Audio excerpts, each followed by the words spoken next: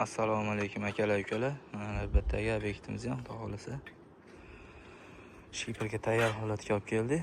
Bu obyektimiz eniga 10 metr, uzunligiga 14 metr. Materiallarimiz har doimgidek konteyner materiallaridan. Bu joyimiz Samarqand Pastdarg'om tumanida. Kimga shunaqa xizmatlar kerak bo'lsa, bemalol aloqaga chiqishingiz mumkin. Xudo xolasa nomerlar qoldirib qo'yamiz. Hop. Ikkitali stokalar qilib, chiroyli holatda qilib bitkazib qo'ydik. Tepadan ko'rinish holatlari hozircha.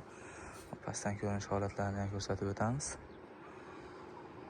Bemalol ekrandagi nomerlarga aloqaga chiqishingiz mumkin. Bundan tashqari katta molxona, katta to'yxona, shunaqa har xil o'lchamdagi naveslarni xudo xolasa konteyner materiallaridan chiroyli holatda qurib bitkazib beramiz.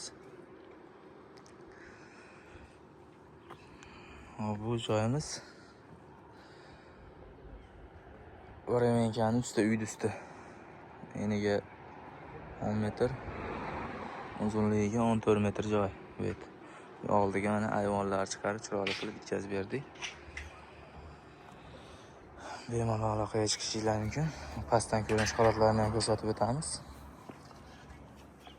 Joyimizni mana bir tarafga suv ketadigan qilib chiroyli qilib bitkazib berdik. Old shapkalari 80 dan chiqqan. Fermalarimiz orasi 1 metrdan qo'yib berdik bu yerga. Aslida pastdan ko'rinish holatlarini ko'rsatib o'tamiz. Pastdan ko'rinish holatlari, tagidan ko'rinish holatlarini ko'rsatib o'tamiz. Bu tarafimizga stokalar qo'yib, chiroyli holatda ikkitali qilib sarroblar tortib, firmalarimizni berib chiroyli qilib qo'ydik mana. Xizmatlarimiz O'zbekiston bo'ylab bemalol aloqaga chiqaverasizlar. Mana ichidan ko'rinish holatlari mana akalar. Hamma ketish joylari ko'rishingiz mumkin.